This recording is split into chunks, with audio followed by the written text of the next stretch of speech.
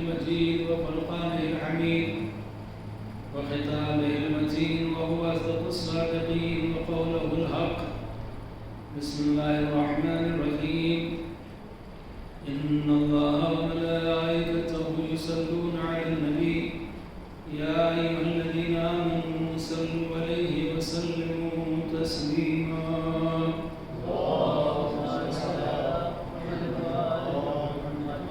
إن الذين يؤذون الله ورسوله لعنهم الله في الدنيا والآخرة وأعد لهم عذابا مهينا. صلوات محمد وآل محمد.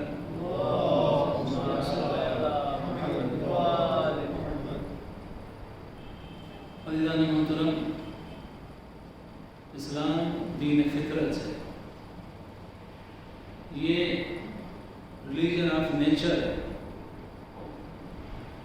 جو ہماری فطرت ہے وہی اسلام بھی ہم کو حکم دیتا ہے. ہر انسان کی فطرت میں ہے کہ وہ اچھی چیز کو پسند کرتا ہے اور بری چیز سے نفرت کرتا ہے. آپ کہیں پر جا رہے ہوں اور آپ کا گزر کسی گارڈن کے قریب سے کسی باغیچے کے قریب ہو جہاں پر بہترین پھول لگے ہوئے ہوں اور ان سے اچھی خوشبو آ رہی ہو، تو اگر آپ تیزی کے ساتھ راستہ طے کر رہے ہیں لیکن اس خوشبو کو محسوس کرنے کے بعد اگر آپ کی ناک میں کوئی تکلیف نہیں ہے اور آپ اس خوشبو کو محسوس کر رہے ہیں، تو جو آپ کے قدموں کی رفتار ہے وہ مدھم پڑ جائے گی، سلو ہو جائے گی، کیونکہ وہ جو خوشبو آ رہی ہے آپ یہ چاہیں گے کہ تھوڑا سا میں اور زیادہ اس سے لطف اندوز ہو لوں، زیادہ اس کا لطف حاصل کروں. اور اسی طریقے سے اگر آپ سلو کہیں جا رہے ہیں، آہستہ آہستہ چل کے جا رہے ہیں، لیکن اگر کہیں سے بدبو آئے، بیڈ اسمیل آئے، خراب سی، تو آپ کے جو پیروں کی رفتار ہے وہ رفتار تیز ہو جائے گی. کیوں؟ اس لیے کہ خوشبو آپ کو پسند ہے اور بدبو کو آپ پسند نہیں کرتے. لہذا انسان خوشبو کو چاہتا ہے کہ خوشبو کے ساتھ زیادہ وقت گزرے اور جہاں پر بدبو ہو وہاں سے انسان تیزی سے گزر جائے. اسی طریقے سے جب آپ کے سامنے کسی کا تذکرہ ہوتا ہے، اگر کسی اچھے انسان کا تذکرہ ہوتا ہے کہ فلاں انسان بہت اچھا ہے، تو آپ کو خوشی ہوتی ہے اور آپ یہ چاہتے ہیں کہ اس سے ہماری دوستی ہو، ہمارے تعلقات ہوں. لیکن اگر کوئی برا انسان ہو تو آپ اس کے ساتھ بیٹھنا پسند نہیں کرتے. تو یہ فطرت کا تقاضا ہے کہ ہر انسان کے اندر جو مذہب سے دور ہیں ان کے اندر بھی یہ بات پائی جاتی ہے کہ وہ اچھے لوگوں کے قریب رہنا چاہتے ہیں اور برے لوگوں سے دور رہنا چاہتے ہیں. اسی کو جب مذہب کی اصطلاح میں کہا جاتا ہے تو ایک کا نام ہے تولا اور ایک کا نام ہے تبرع. تولا کا مطلب کیا ہوتا ہے؟ اچھے لوگوں سے محبت کرنا، اور تبرع کا مطلب یہ ہے کہ برے لوگوں سے اپنے آپ کو دور رکھنا، ان سے بیزار رہنا، ان سے اپنے آپ کو الگ رکھنا. تو عزیزان محترم، یہ جو تولا اور تبرع ہے یہ دونوں چیزیں دین کی بات تو ہم بعد میں کریں گے. اگر انسان کی کوئی بھی ریلیجن کا ماننے والا ہو، ہر انسان کی فطرت میں، ہر انسان کے نیچر میں ہے تولا بھی ہے اور تبرع بھی ہے. ہاں یہ بات الگ ہے کہ انسان اگر گناہوں کی اس دلدل میں گھس گیا ہو کہ اب اسے اچھی باتیں سمجھ میں نہ آ رہی ہوں تو پھر وہ ایسے لوگوں کو پسند کرنے لگے. بلکہ آپ یہاں پر بھی یہ سوچئے کہ کوئی انسان اگر برا ہو تب بھی اگر اس کی عقل تھوڑی سی صحیح ہو تو وہ کبھی نہیں چاہتا کہ میرا بیٹا برائی کے راستے پر میرے قدموں پر چلے. وہ یہ چاہتا ہے کہ میرا بیٹا اس برے راستے پر نہ جائے. اب اسلام کا حکم کیا ہے؟ میں نے آپ کے سامنے سورہ احزاب کی 2 آیتیں پڑھی. پہلی آیت کیا ہے؟ ان اللہ وملائکتہ یصلون علی النبی یا ایھا الذین آمنوا صلوا علیہ وسلموا تسلیما. اللہم صل علی محمد و آل محمد. اب دیکھیے میں نے آپ سے کہا نہیں کہ آپ صلوات پڑھیں، لیکن آپ نے صلوات پڑھی کیوں؟ اس لیے کہ میں کہوں نہ کہوں، میرے کہنے کا وہ زور وہ وزن نہیں ہو سکتا ताला का हुक्म है। अल्लाह क्या कह रहा है कि बेशक अल्लाह और उसके मलाइका नबी पर दुरूद पढ़ते हैं। ऐ साहिबान ईमान, तुम भी नबी पर दुरूद व सलाम पढ़ो उस तरीके से जो दुरूद व सलाम पढ़ने का हक है। तो क्यों दुरूद व सलाम पढ़ें? इसलिए कि रसूलुल्लाह जो है वो अल्लाह के महबूब हैं। अल्लाह सुब्हानहु व तआला रसूलुल्लाह से मोहब्बत करता है। तो मोहब्बत का तकाजा ये है कि जब हबीब का तज़किरा हो, जब हबीब का जिक्र हो, तो अल्लाह कहता है कि मैं भी उनके ऊपर दुरूद पढ़ता हूँ, मैं उनके ऊपर रहमतों में और इजाफा करता चला जाता हूँ, और मेरे मलाइका भी दुरूद पढ़ते हैं। साहिबान ईमान, तुम्हें ये चाहिए कि तुम भी मेरे नबी पर उस तरीके से दुरूद व सलाम पढ़ो जो दुरूद व सलाम पढ़ने का हक है। इसका मतलब क्या हुआ? इसका मतलब ये है कि रसूलुल्लाह हमारे दुरूद के मोहताज नहीं है, रसूलुल्लाह हमारे सलाम के मोहताज नहीं है। इसलिए कि जिस पर खुद अल्लाह सुब्हानहु व तआला दुरूद पढ़ता हो वो हमारे दुरूद का मोहताज नहीं होगा। हम उन पर दुरूद पढ़ के अपनी रहमतों में इजाफा करते हैं। सल्लल्लाहु अलैहि मुहम्मद व आले मुहम्मद। तो अल्लाह दुरूद पढ़ता है, मलाइका भी दुरूद पढ़ते हैं, और जो मोमिनीन है उनके लिए हुक्म है कि नबी पर दुरूद भी पढ़ो और सलाम भी पढ़ो। ये नहीं कहा कि दुरूद सलाम पढ़ो, जो दुरूद सलाम पढ़ने का हक है। यानी कि इस तरीके से मोहब्बत के साथ, वजद के साथ, खुशी के साथ दुरूद पढ़ो कि ये मालूम हो कि तुम इस बात का शुक्र अदा कर रहे हो कि परवरदिगार तूने हमें अहमद मुस्तफा मोहम्मद मुस्तफा सल्लल्लाहु अलैहि वसल्लम की उम्मत में कबूल किया है। सल्लल्लाहु अलैहि वसल्लम। तो ये जो दुरूद का हुक्म किस लिए है? दुरूद का हुक्म इसलिए है कि चूंकि अल्लाह रसूलुल्लाह से मोहब्बत करता है तो कहा हम भी पढ़ते हैं, तुम भी पढ़ो। लेकिन जो बात किया इसके फौरन बाद क्या, इन्नल्लज़ीना यूज़ूनल्लाह व रसूलहू लानहुमुल्लाहु फिद दुनिया वल आखिरह। बेशक जिन लोगों ने अल्लाह और उसके रसूल को अजियत पहुंचाई उनके ऊपर दुनिया में भी लानत है और आखिरत में भी लानत है, और उनके लिए अल्लाह सुब्हानहु व तआला ने दर्दनाक अजाब तैयार कर रखा है। तो बात हो गई ना, पहले क्या कहा, रसूल के ऊपर दुरूद पढ़ो क्योंकि मेरा महबूब है। फिर क्या कहा कि जो रसूल को अजियत पहुंचाए उसके ऊपर अल्लाह की भी लानत, मलाइका की भी लानत, और आखिरत में वो अजाब का मुस्तहिक है। अब अज़ीज़ान मोहतरम, ये जो दोनों चीजें हैं ना, लोग हमसे ये कहते हैं कि भाई आप लोग लानत करते हैं, ये लानत कौन सा दीन है, ये लानत कौन सा मजहब है? हमने कहा ये कुरान का दीन है, ये कुरान का मजहब है। इसलिए कि अल्लाह सुब्हानहु व तआला रसूल पर दुरूद भी पढ़ रहा है और रसूल के दुश्मनों पर लानत भी पढ़ रहा है और मलाइका भी पढ़ रहे हैं। तो जिस काम को अल्लाह और मलाइका अंजाम देते हो वो काम कभी भी गुनाह नहीं हो सकता, बल्कि वो अजीम इबादत होगा, अजीम सवाब की बात होगी। सल्लल्लाहु अलैहि मुहम्मद व आले मुहम्मद।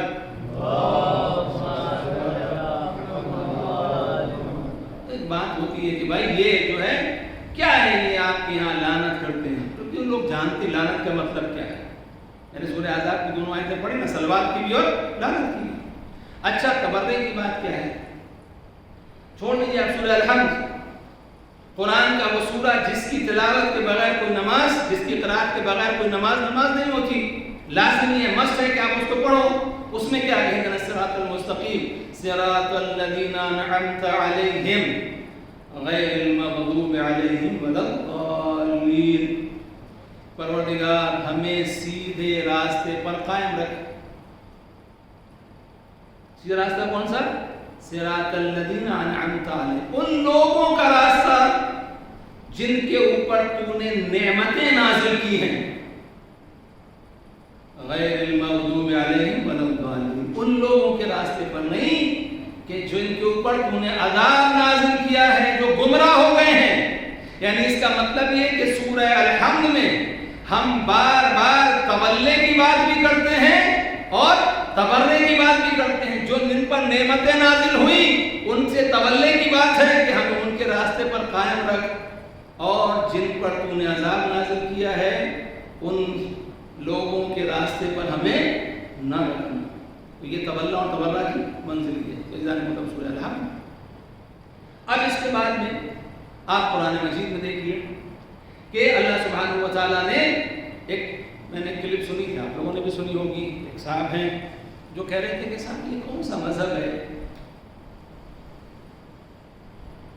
کون سے دین ہے کہ جہاں باقاعدہ تبرہ کرنے کے لیے, لعنت کرنے کے لیے مجلسیں کی جاتی ہیں, محفلیں سجائی جاتی ہیں, یہ کون سا دین ہے؟ اب آپ پھر قرآن پڑھیے. فمن حاجك فيه من بعد ما جاءك من العلم فقل تعالوا ندعو أبناءنا وأبناءكم ونساءنا ونساءكم وأنفسنا وأنفسكم ثم نبتهل فنجعل لعنة الله على الكاذبين. یہ مباہلہ کی آیت ہے, آپ نے برابر سنی ہے. اللہ سبحانہ و تعالیٰ رسول سے کیا کہہ رہے ہیں کہ اب قرآن آنے کے بعد ساری حجتیں تمام ہو گئی, سب کچھ ہو گیا, اب ان سے کہو کہ تم اپنے بیٹوں کو لاؤ, ہم اپنے بیٹوں کو لائیں, ہم اپنی عورتوں کو لائیں, تم اپنے عورتوں کو لاؤ, ہم اپنے نفسوں کو لائیں, تو اپنے نفسوں کو لاؤ. پھر کیا کریں؟ ثم نبتہل, اس کے بعد مباہلہ کریں. مباہلے کا مطلب کیا ہے؟ فَنَجْعَلْ لَعْنَةَ اللَّهِ عَلَى الْكَاذِبِينَ, اس کے بعد جھوٹوں پر خدا کی لعنت کریں. حکم کون دے رہا ہے؟ اللہ. حکم کسے ہو رہا ہے؟ رسول اللہ کو. اور رسول اللہ جناب زہرا سلام اللہ علیہا, مولا علی, امام حسن, امام حسین علیہ السلام کو میدان میں لے کے جا رہے ہیں مباہلے کے لیے. کیا کرنا ہے وہاں؟ جھوٹوں پر خدا کی لعنت. تو اس کا مطلب یہ ہوا کہ لعنت وہ چیز ہے کہ جب بات سے نہ بنی تو اللہ نے کہا کہ اب فیصلہ کس چیز سے ہوگا؟ لعنت کے ذریعے سے. جو جھوٹ ہے ان پر خدا کی لعنت ہے.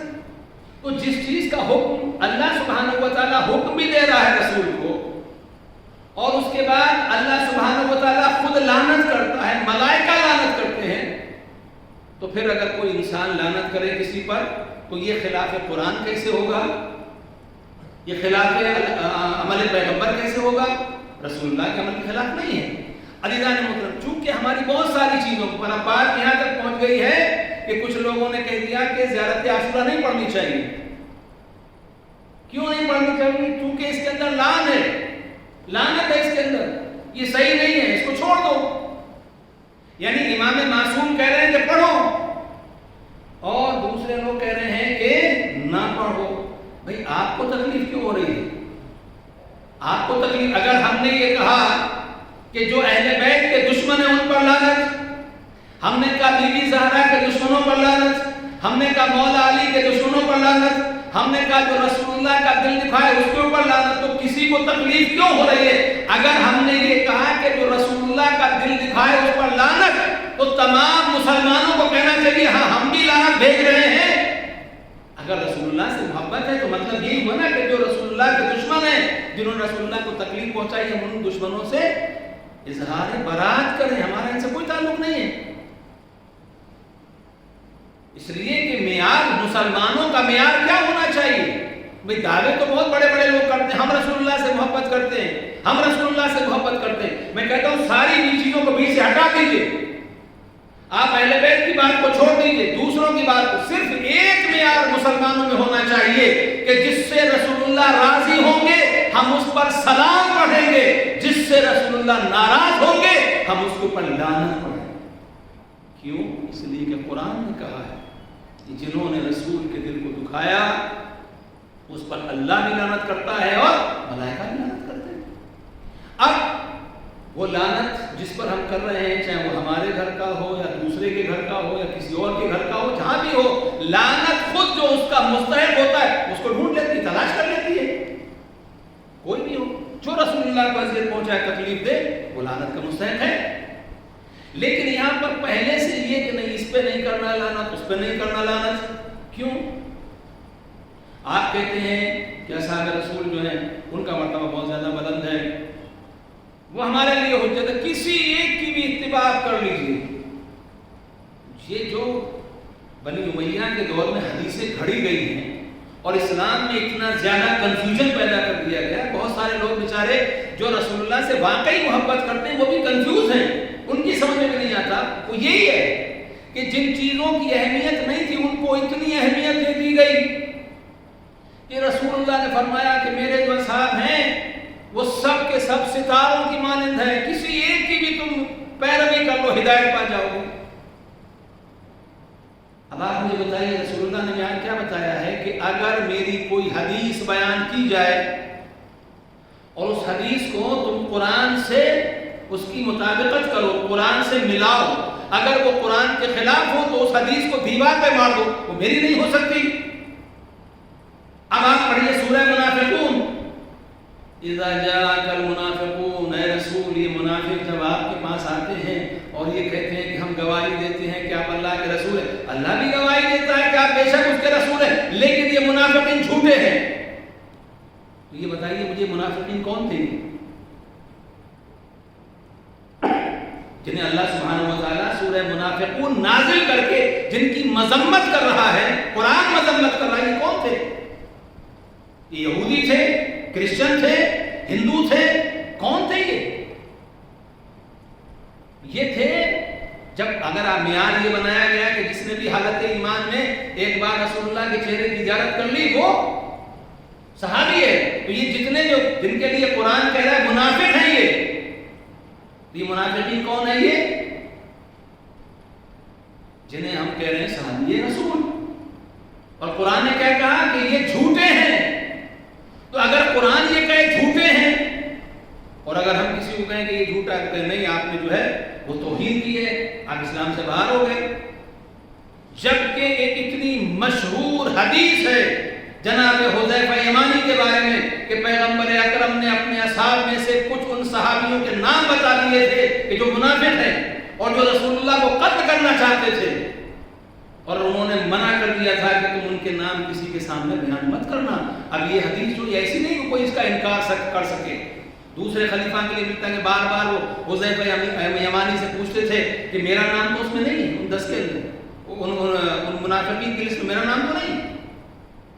तो मतलब ये सारी चीजें तवातुर के साथ मौजूद हैं। फिर हम इसके बाद कहते हैं अगर यही मेयार है कि नहीं जो कोई भी सहाबी रसूल की तौहीन करे, आप कहते हैं वो मुसलमान नहीं है, चलो हम भी कहते हैं मुसलमान नहीं है।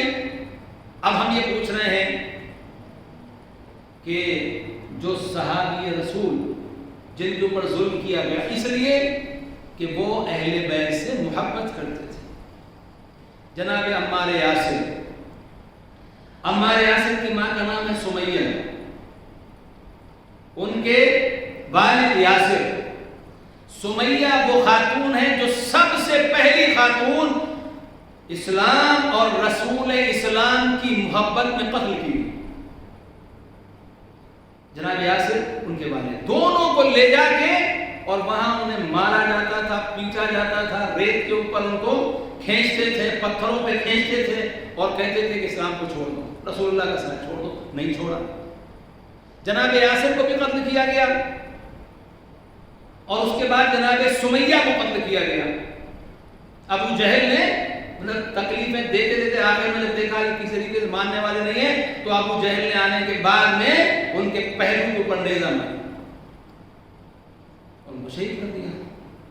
तो आप सोचिए कि वो अम्मार जिनके वालिद भी शहीद, जिनकी वालिदा इस्लाम की पहली शहीदा, और खुद अम्मार पे इतने जुल्म किए गए, जब टॉर्चर किया जाता था जनाब अम्मार यासिर को भी टॉर्चर किया जाता था, और जिनका मकाम यह है कि रसूलुल्लाह ने पहले से पेशन गोई कर दी कि जो कोई अम्मार को कत्ल करेगा वो गिरोह बागी गिरोह होगा। उसके बाद जनाब अम्मार यासिर जंग सिफ़ीन में मौला अली अलैहिस्सलाम के साथ थे और मौला अली के साथ बाकायदा एक दस्ते की फौज की आप कमान संभाले हुए थे और आप जंग सिफ़ीन में शहीद किए गए। तो अगर यही मेयार है कि जो सहाबी को कत्ल करे वो मुसलमान नहीं है, تو کہو کہ جن لوگوں نے عمار کو قتل کیا وہ مسلمان نہیں ہے. اور یہاں تو حدیث پیغمبر بھی تھی کہ گروہ باغی قتل کرے گا. شام والوں نے تلواریں روک لی اور روکنے کے بعد کہا ہم جنگ نہیں کریں گے, اس لیے رسول اللہ نے کہا تھا عمار کو گروہ باغی قتل کرے گا. امیر صاحب نے کہا نہیں, ہم نے تھوڑی قتل کیا ہے, یہ تو علی نے قتل کیا. نہ علی لے کے آتے اور نہ عمار قتل کیے جاتے. اچھا وہ بھی بیچارے ایسے اندھ بھکت تھے کہ انہوں نے کہا ان کی سمجھ میں آ گیا. جب مولا علی کو معلوم ہوا تو مولا ایسے لوگوں سے جو باب مدینۃ العلم ہو, اگر اس کا سامنا ایسے جاہلوں سے پڑھے تو وہ کیا کرے گا؟ ان کی عقل کا ماتم کرے گا. نہیں. امام نے کہا ہاں ٹھیک ہے, اگر میں عمار کا قاتل ہوں کہ میں عمار کو لے کے آیا تھا, اس کا مطلب یہ ہوا کہ جناب حمزہ کے قاتل رسول اللہ ہیں, کیونکہ رسول اللہ لے کے آئے تھے. تو عزیز محترم جناب عمار کی شہادت کا تذکرہ نہیں کیا جاتا. کیوں؟ اس لیے کہ اگر ان کی شہادت کا تذکرہ کیا جائے گا تو جنہیں ہم بڑا مقام عطا کرنے والے ہیں ان کے چہرے سامنے آ جائیں گے. اسلام کا عجیب تماشا بنایا ہے مسلمانوں نے. میں نے اس دن عرض کیا تھا, جملہ پھر ریپیٹ کر رہا ہوں کہ جو جتنا زیادہ آل محمد سے دشمنی رکھتا ہے اس کا اتنا ہی مرتبہ مسلمانوں کی نظر میں زیادہ بلند ہو جاتا ہے. جو جتنی زیادہ محبت کرتا ہے اس کو اتنا ہی گھٹانے کی کوشش کی جاتی ہے. امیر شام کو معاویہ بن ابو سفیان کیا کہتے ہیں؟ خال المومنین, مومنین کا ماموں.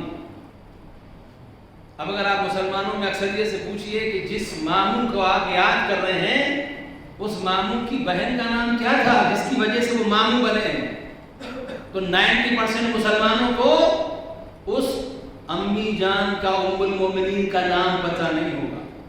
جناب ام حبیبہ. لیکن چونکہ وہ مولا علی علیہ السلام کے مقابلے میں کھل کے آ گیا, مولا سے جنگیں کی, مولا کو 70,000 ممبروں سے تبرہ کہلوایا, برا بھلا کہلوایا, سب کچھ دشمنی کی, لہذا وہ خال المومنین کاتب وحی ان کا بہت بڑا مرتبہ ہے. اب میں آپ سے بات پوچھنا چاہتا ہوں, عام مسلمانوں کی بات, میں آپ جو باتیں پڑھ رہا ہوں اسے آپ غور سے سنیے, اس لیے کہ یہ چیزیں ہمارے ذہن میں ہونی چاہیے. تبرے کا مطلب گالی دینا نہیں ہوتا, تبرے کا مطلب یہ نہیں ہوتا کہ ہم کسی سے جھگڑا کریں, مار پیٹ کریں, یہ مطلب نہیں ہے. تبرے کا مطلب جو برے کردار ہیں اگر تذکرہ چلے تو ہمیں معلوم ہونا چاہیے کون کیا ہے. اگر آپ عام مسلمانوں سے پوچھیں کہ رسول اللہ کی جو ازواج ہیں, وائفز ہیں, ان میں سب سے زیادہ آپ کس سے محبت کرتے ہیں, تو عام مسلمان جو ہے بیچارہ جو نہیں تاریخ کو جانتا ہے, جس نے حدیث و معنی کیا کہے گا, ام المومنین حضرت عائشہ سب سے زیادہ. اور میں نے کل کو ایک ایسا میسج دیکھا کہ ربیع الاول کا مہینہ ہے تو یہ شروع ہو رہا ہے نا کہ حضور کی آمد مرحبا اور سونے کی آمد مرحبا اور یہ مرحبا, لیکن کل کمال کی بات دیکھی, یہ بھی نہیں سوچتے کہ ہم کس کے بارے میں کہہ رہے ہیں. عائشہ کے پیار کی آمد مرحبا, یعنی یہ رسول اللہ کے لیے کون سے الفاظ استعمال کر رہے ہیں, عائشہ کے پیار کی آمد مرحبا. اللہ. تو اب اگر حضرت عائشہ سے مسلمانوں کو زیادہ محبت ہے, تو اگر جب حضرت عائشہ سے زیادہ محبت ہے تو حضرت عائشہ کے گھر والوں سے اور زیادہ محبت ہونی چاہیے. وہاں پر رشتہ بھی ڈبل ہو رہا ہے. محمد ابن ابی بکر پہلے خلیفہ کے بیٹے ہیں, ام المومنین عائشہ کے بھائی ہیں, لیکن اس کے بعد امیر شام نے جناب محمد ابن ابی بکر کو قتل کروایا. قتل کروانے کے بعد ان کی لاشیں کو گدھے کی کھال کے اندر بھرا اور اس کے بعد آگ لگا کے جلا دیا. تو یہ یاد نہیں آتا کہ یہ خال المومنین کو, یہ مسلمانوں کے جو ماموں ہیں, ان کو قتل کرنے والا کون ہے, ان کے لاشوں کو جلوانے والا کون ہے, ان کی راکھ کو اڑوانے والا کون ہے, تذکرہ نہیں ہوتا. کیوں؟ اس لیے کہ محمد ابن ابی بکر وہ تھے کہ جن کا کردار اس منزل پہ تھا کہ جس کے لیے مولا علی علیہ السلام نے کہا تھا کہ بھلے ہی یہ صلب سے ابو بکر کے ہیں لیکن میرا بیٹا ہے. یعنی اس کا کردار اتنا بلند تھا کہ مولا علی علیہ السلام کہہ رہے ہیں کہ میرا بیٹا ہے، نسبت اپنی طرف دے رہے ہیں۔ تو چونکہ مولا علی علیہ السلام سے محبت تھی، لہذا سارے جو ان کے قاتل تھے وہ رضی اللہ بھی ہو گئے، ان کے مرتبے بڑے بلند ہو گئے، ساری باتیں ہو گئی۔ ایک اور بات عرض کر دوں جلدی سے آپ کی خدمت میں، حجر نے علی، بعض لوگ ادے پڑھتے ہیں، اتنا مشہور پیغمبر کا صحابی، حافظ قرآن، عابد شب زندہ دار، اتنی عبادت کرنے والا، متقی پرہیزگار، پوری اسلامی دنیا میں حجر کا نام تھا، اور کسی کی ہمت نہیں ہوتی تھی کہ حجر کے سامنے کلام کر سکے۔ لیکن حجر کیا کرتے تھے کہ جب ممبر سے مولا علی علیہ السلام کی توہین کی جاتی تھی کوفے میں، وہ کھڑے ہو کے ڈانٹتے تھے اور کہتے تھے کہ تم کیا بکواس کر رہے ہو، تمہیں معلوم ہے مولا علی علیہ السلام کے، میرے مولا کی شان میں قرآن کی یہ آیت نازل ہوئی ہے، قرآن کی یہ آیت نازل ہوئی ہے، پیغمبر نے یہ فرمایا ہے، رسول اللہ کی یہ حدیث ہے۔ اور اس کے بعد جو ان کے دشمن تھے ان کا بتاتے تھے کہ یہ نتیجہ کیا ہوا، ان کو گرفتار کیا گیا، گرفتار کروا کے لے جایا گیا، کہاں پر؟ شام میں، اور دمشق سے پہلے جگہ پر آپ لوگوں نے زیارت کی، جو گئے ہیں شام میں، ایک جگہ کے اوپر ان کو اور ان کے ساتھیوں کو، بیٹا بھی ساتھ میں تھا، قتل کر دیا گیا۔ لیکن ایک بات میں یہاں سے آپ سے کہنا چاہتا ہوں، عزیزان میں ایک بات یاد رکھیے، یہ دنیا کی دولت یہ سب یہ رہنے والی ہے۔ ہم جب جائیں گے ہمارے ساتھ کچھ نہیں جائے گا، ہمارا ایمان جائے گا، ہمارے اعمال جائیں گے، اور یہ آل محمد کی محبت ہے جو ہمارے کام آئے گی۔ جناب حجر کیفیت کیا ہے کہ قبریں تیار کر دی گئی ہیں، یہ قبریں تمہاری، علی کے لیے ایک جملہ غلط بول دو، علی کی شان میں گستاخی کر دو، مولا علی کو برا کہہ دو، ہم تمہیں معاف کر دیں گے، چھوڑ دیں گے، چلے جاؤ واپس۔ ڈائریکٹ قبر کھول دی گئی، یہ قبر ہے، نہیں تو یہاں پر قتل کر کے دفن کر دو۔ لیکن ان کے ایمان میں کوئی لغزش نہیں۔ اور اس کے بعد جب قتل کرنے کی باری آئی، دیکھیے یہ درس لینا چاہیے، یہ ہمیں اپنے بچوں کو نسلوں میں دینا چاہیے کہ اگر آل محمد کی محبت نہیں ہے تو کچھ بھی ہونے کے بعد ہمارے پاس کچھ بھی نہیں، سب کچھ ہونے کے بعد ہم خالی آتے ہیں۔ جناب حجر کہتے ہیں کہ پہلے میرے بیٹے کو قتل کرو، پہلے بیٹے کو شہید کرو، اس کے بعد مجھے قتل کرنا۔ ایک بات یہ کیسے کر کے کہے گا کہ میرے بیٹے کو پہلے قتل کرو؟ کیونکہ جناب حجر کو یہ دل میں یہ خیال کہیں ایسا نہ ہو کہ جب میرا سر قلم کیا جائے اس کے بعد میرے بیٹے کے دل میں خوف پیدا ہو جائے، اور کہیں ایسا نہ ہو کہ یہ مولا علی علیہ السلام کی جو محبت ہے اس کو چھوڑ دے اور یہ مولا علی علیہ السلام کی شان میں گستاخی کرے۔ لہٰذا کہ پہلے بیٹے کے سر کو قلم کرو۔ بیٹا صاحب کا سر قلم کیا گیا، اور اس کے بعد میں جناب حجر کو شہید کیا گیا، جو اور ساتھی تھے ان کو شہید کیا گیا۔ لیکن انہوں نے کہا کہ ہماری ایک زندگی کیا، اگر 1000 زندگی بھی ہوں، یہ زبان مولا علی کے فضائل پڑھنے کے لیے ہے، مولا علی علیہ السلام کی شان میں گستاخی نہیں کر سکتے۔ صحابی رسول ہیں، میں نے کہا حافظ قرآن بھی ہیں، بہت مقدس ذات، بہت مشہور ہے۔ جب لوگوں نے سنا کہ حجر کو قتل کر دیا گیا، بہت سارے اصحاب نے کہا کہ اگر معاویہ کوئی اور دوسرا گناہ نہ کرتا تو اس نے صرف ایک حجر کو قتل کروا کے وہ گناہ کروایا ہے کہ اب اس کی بخشش کا کوئی راستہ نہیں، کوئی ذریعہ۔ تو یہ محبت جو ہے ہمیں، آپ ایک بات یاد رکھیے، اگر دشمنان اہل بیت کے لیے ہمارے دلوں میں سافٹ کارنر ہوگا، اگر ان کے لیے ہمارے دل میں نرمی ہوگی، اس کا مطلب یہ ہے کہ ہمارا ایمان کمزور ہے، ایمان ہمارا ویک ہے۔ اس لیے جو ہمارا دوست ہے، دنیا میں بھی دوستی کا معیار یہی ہے کہ جو دوست ہے، دوست کا دوست دوست ہوتا ہے اور دوست کا دشمن دشمن ہوتا ہے۔ اگر ہم کسی دوست کے دشمن سے ہاتھ ملائیں تو پھر وہ دوست ہمیں کبھی دوست نہیں سمجھ سکتا۔ تو عزیزان محترم، یہ مسئلہ یہ ہے، میں نے کہا کہ ہم ٹھیک ہے، ہمارے مراجع نے، ہمارے علماء نے کہا ہے کہ جو مقدسات ہیں ان کے برادران اہل سنت کے، ہم ان کے لیے کوئی بات بری نہیں کہیں گے، ہم ان کے اپنے مراجع کے حکم کو مانتے ہیں، اور ویسے بھی ہم لوگ اس چیز کا خیال رکھتے ہیں۔ لیکن جب حق کی بات آئے گی تو آپ یاد رکھیے، اگر جناب حابیل کا تذکرہ ہوگا تو اس وقت تک حابیل کا ذکر مکمل نہیں ہو سکتا جب تک کہ قابیل کا ذکر نہ ہو۔ جناب موسیٰ علیہ السلام کا تذکرہ کمپلیٹ نہیں ہو سکتا جب تک کہ ساتھ میں فرعون کا ذکر نہ ہو۔ जनाब इब्राहीम अलैहिस्सलाम का तज़किरा मुकम्मल नहीं हो सकता जब तक कि नमरूद का जिक्र न हो। रसूलुल्लाह का जिक्र मुकम्मल नहीं हो सकता जब तक कि अबू लहब, अबू जहल, अबू सुफियान का जिक्र न हो। मौला अली अलैहिस्सलाम का जिक्र मुकम्मल नहीं हो सकता जब तक कि मुआविया का जिक्र न हो। इमाम हसन का जिक्र नहीं मुकम्मल हो सकता जब तक कि मुआविया का जिक्र न हो। इमाम हुसैन का जिक्र मुकम्मल नहीं हो सकता जब तक कि यजीद का जिक्र मुकम्मल नहीं हो सकता। तो मतलब अब बात यह है कि एक तरीका होता है, भाई हम किसी को छेड़ेंगे नहीं, लेकिन अगर कोई छेड़ेगा तो जवाब देना हमारे ऊपर वाजिब। मैं आपको जल्दी से एग्जांपल दे दूं। इंडिया में जो एक केस जो पूरी दुनिया में बहुत आम हुआ, बाबरी मस्जिद और राम जन्मभूमि, उसमें जो दो मेन पार्टी थी, एक हाशिम अंसारी मुसलमानों की तरफ से थे और उधर से जो एक महंत थे वो, इन दोनों में कभी झगड़ा नहीं हुआ।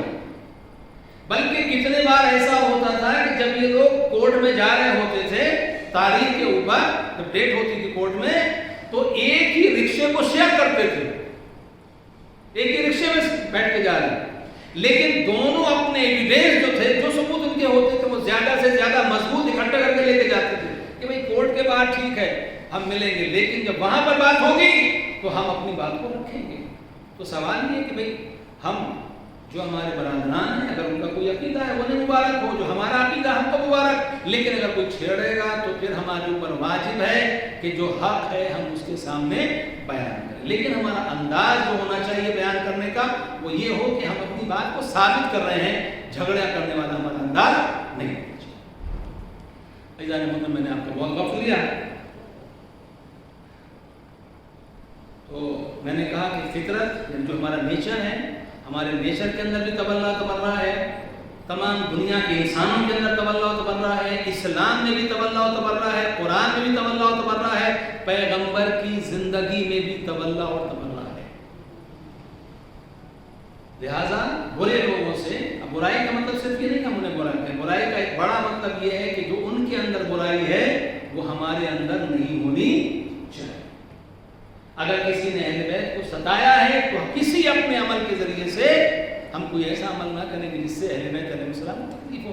हमने देखा है बाज़ जगहों के ऊपर कि 9 रबीउल अव्वल को लोग वो जो 2.25 महीने मातम कर रहे हैं, रो रहे हैं, गिरिया अज़ादारी सब कुछ कर रहे हैं, अच्छे अच्छे काम कर रहे हैं, 9 रबीउल अव्वल का दिन आया तो वो गुनाह के कामों के अंदर बाकायदा म्यूजिक पार्टी रखी जा रही है।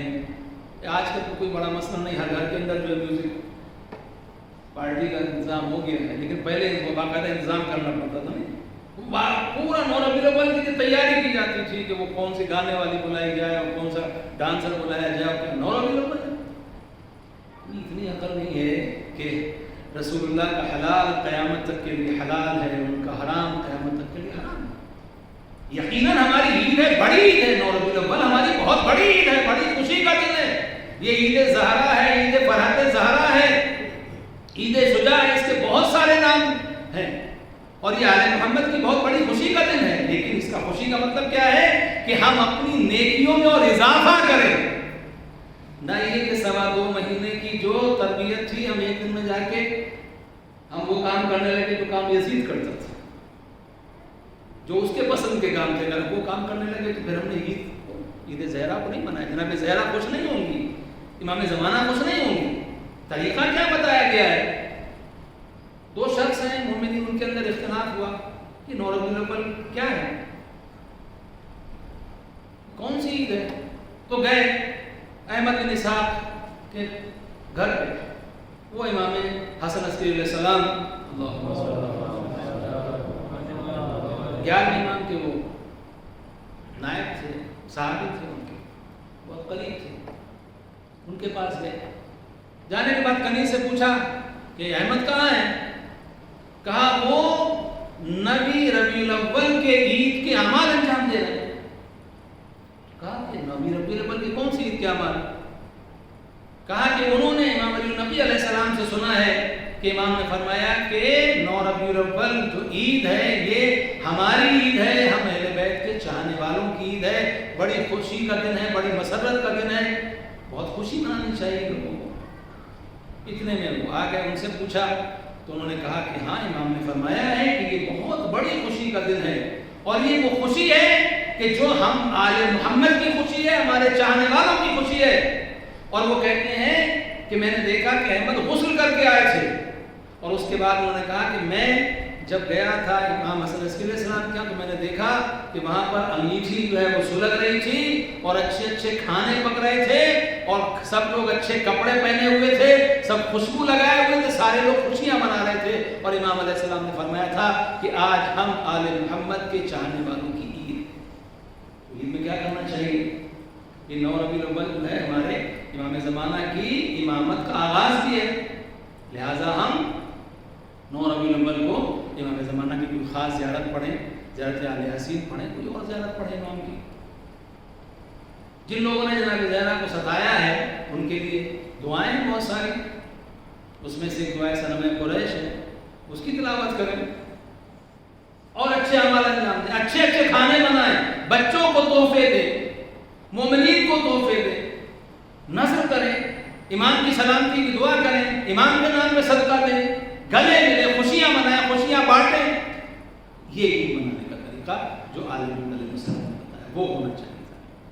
تو یہ بہت بڑی عید ہے، الحمدللہ ہم کو عید نصیب ہوئی ہے، اور اس عید میں جو بہت ساری چیزیں ہیں اس میں سے ایک بہت بڑا کام جو ہے وہ جناب مختار علیہ الرحمہ اور جناب ابراہیم بن مالک اشتر اور ان کے ساتھی تھے، انہوں نے انجام دیا۔ ان پر ہمارا سلام ہو، اور ان کے لیے جب آپ نظر کریں نا کلمان کی، تو جناب مختار اور جناب ابراہیم اور جن لوگوں نے ان کا ساتھ دیا دشمنان آل محمد کو قتل کرنے کے لیے، جو امام سجاد علیہ السلام کے ہونٹوں پر مسکراہٹ لے کر آئے، جن کے وجہ سے آل محمد کے گھر میں خوشیاں منائی گئی، جن کی وجہ سے آل محمد کے گھر سے غم اٹھایا گیا، ان کے لیے سورہ فاتحہ بھی پڑھیں، ان کے لیے فاتحہ کا بھی اہتمام کریں، اور کہیں کہ تمہارا شکریہ کہ تم نے ہمارے غم کو خوشی میں بدل دیا۔ اس لیے یہ روایت، یہ جو 9 ربیع الاول ہے، روایت میں یہ ہے کہ عمر سعد جو کربلا کے واقعے میں لشکر یزید کا کمانڈر تھا وہ قتل ہوا تھا، اور روایت میں یہ ہے کہ جب جناب مختار نے 3 ظالموں کے سر بھیجے ہیں جناب محمد حنفیہ کے پاس، جناب محمد حنفیہ نے ان سروں کو بھیجا مکے امام زین العابدین علیہ السلام کے وہاں تھے، تو چاشت کا وقت تھا، یعنی دن چڑھ گیا تھا، امام علیہ السلام ناشتہ کرنے، امام کے سامنے کھانا رکھا ہوا تھا، جو ناشتے کا وقت ہوتا ہے، کھانا رکھا ہوا تھا امام کا، کہ اسی اسنا میں وہ 3 سر لا کے دیے۔ امام نے کہا ہے کیا؟ امام نے پوچھا کیا ہے؟ کہ اس کے اندر دشمنان اہل بیت کے قاتلان امام حسین علیہ السلام کے سر ہیں، اس میں عمر سعد کا سر ہے، اس میں ابن زیاد کا سر ہے۔ تو امام علیہ السلام نے اس کے بعد امام کے لبوں پر مسکراہٹ آئی، اور آپ نے فوراً اپنے سر کو سجدے میں رکھ دیا، اور اس کے بعد کا پروردگار تیرا شکر ہے کہ تو نے مجھے آج کے دن کے لیے زندہ رکھا، اور تو نے مجھے اپنی آنکھوں سے وہ منظر دکھایا جو میں نے پہلے دیکھا تھا، کہ یہی چاشت کا وقت تھا، میرے بابا کا سر اس ظالم کے سامنے رکھا ہوا تھا، اور اس کے سامنے کھانا بھی رکھا ہوا تھا، تو نے یہ وقت دکھایا کہ آج ان کے سر میرے سامنے رکھے ہوئے ہیں، اور میں اپنے بابا کے قاتلوں کو اپنی آنکھوں سے دیکھا۔ امام نے شکر کا سجدہ کیا، اور اس کے بعد حکم دیا کہ جاؤ خواتین آل محمد سے کہہ دو کہ سوگ اتار دیں، کالے لباس اتار دیں، اچھے کپڑے پہنیں، اچھے کھانے بنائیں۔ اور اس واقعے کے بعد جو کربلا کے بعد سے مسلسل، ہم کو 2.25 مہینے غم مناتے ہیں نا، وہ مسلسل جو تھا تقریباً 6 سال کا جو ٹائم تھا، ان 6 سال میں آل محمد کے گھر میں کوئی خوشی نہیں منائی گئی تھی۔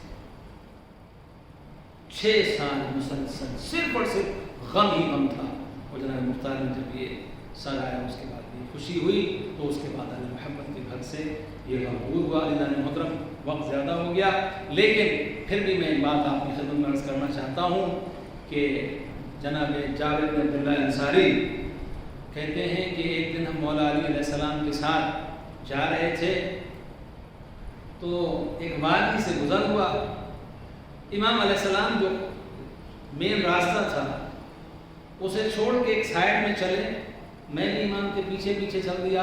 امام نے اس کے بعد آسمان کی طرف دیکھا اور آسمان کی طرف دیکھنے کے بعد نے کہا کہ واہ شاباش ہے پرندوں، اللہ سبحانہ و تعالیٰ نے تم کو بولنے کی طاقت عطا کی ہے، تم بولتے ہو. جناب جابر نے کہا کہ اے مولا میں نہیں دیکھ رہا ہوں یہاں پر کون سا پرندہ ہے، کوئی برڈ مجھے دکھائی دے رہی ہے. امام علیہ السلام نے کہا تم دیکھنا چاہتے ہو؟ جناب جابر نے کہا ہاں دیکھنا چاہتا ہوں. امام نے کہا ان کی بولی سننا چاہتے ہو؟ کہا ہاں سننا چاہتا ہوں. امام علیہ السلام نے اپنا ہاتھ آگے کیا اور ایک پرندہ آ کے امام علیہ السلام کے ہاتھ پر بیٹھ گیا. امام علیہ السلام کے ہاتھ پر بیٹھا. امام علیہ السلام نے اس کی پشت کے اوپر اپنا ہاتھ پھیرا اور جب امام نے ہاتھ پھیرا اس نے کہا السلام علیکم یا امیر المومنین ورحمۃ اللہ وبرکاتہ. اے امیر المومنین آپ پر ہمارا سلام ہو اور اللہ کی رحمتیں اور برکتیں ہوں. امام علیہ السلام نے جواب دیا. کہ اس کے بعد امام علیہ السلام نے اسے سوال کیا کہ تم ایک ایسی وادی کے اندر، ایک ایسی ویلی کے اندر تم زندگی گزار رہی ہو کہ جہاں پر نہ پانی ہے نہ کچھ دانے کا انتظام ہے، جب تمہیں بھوک لگتی ہے تو کھانے کا انتظام کیسے کرتے ہو؟ تو اس نے کہا کہ مولا جب ہمیں بھوک لگتی ہے ہم آپ کی ولایت اور آپ کے فضائل کو بیان کرتے ہیں، ہماری بھوک دور ہو جاتی ہے. اور مولا جب ہم کو پیاس لگتی ہے تو ہم آپ کے دشمنوں پر لعنت کرتے ہیں، ہماری پیاس ختم ہو جاتی ہے. صلوات بر محمد و آل محمد. محترم یہ بہت بڑی عبادت ہے جو آل محمد کے دشمنوں سے تبرہ کرنا، ان پر لعنت کرنا، یہ بہت بڑی عبادت ہے. اور روایات میں تو یہ ہے کہ اس کا ثواب صلوات سے بھی زیادہ ہے، کیونکہ صلوات تو سب پڑھتے ہیں لیکن لعنت وہی پڑھے گا جو صرف اہل بیت سے محبت کرتا. تو مطلب بس ظاہر سی بات ہے کہ امام زمانہ کی امامت کے آغاز کا دن، لہٰذا ہم اپنے امام کو یاد کریں، خوشیاں منائیں اور دعا کریں کہ اللہ سبحانہ و تعالیٰ ہمارے امام کے ظہور میں تحجیل فرمائے اور ہمارے اعمال ایسے ہوں کہ ہم امام علیہ السلام کے آبان و انصال میں شامل ہو سکیں.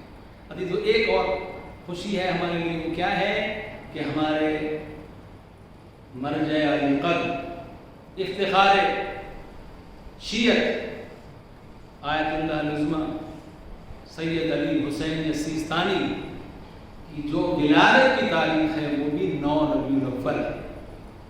صلوات پڑھیں محمد و آل محمد پر. ایک صلوات پڑھیں آقا کی سلامتی کے لیے بلند آواز سے.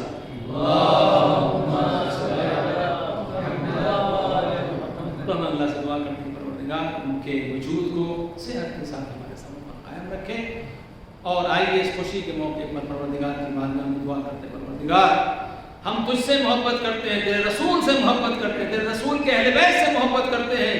اے میرے پالنے والے جب اہل بیت کے گھر میں غم تھا تو ہم نے غم منایا، آج جب خوشی ہے تو ہم خوشی منا رہے ہیں.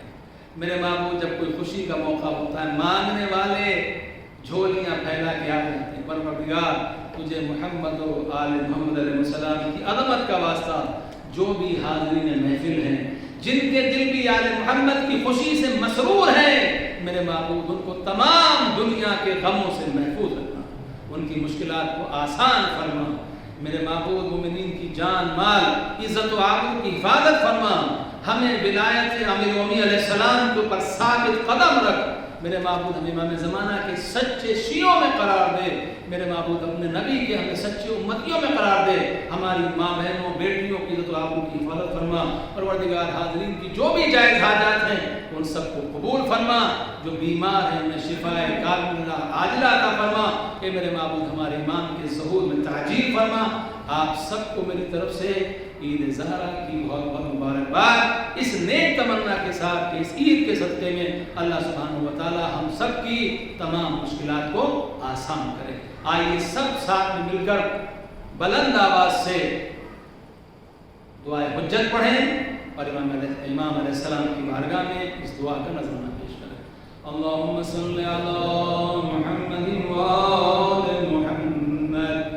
بسم اللہ الرحمن الرحیم. اللہم کل ولیک الحجت ابن الحسن صلواتک علیہ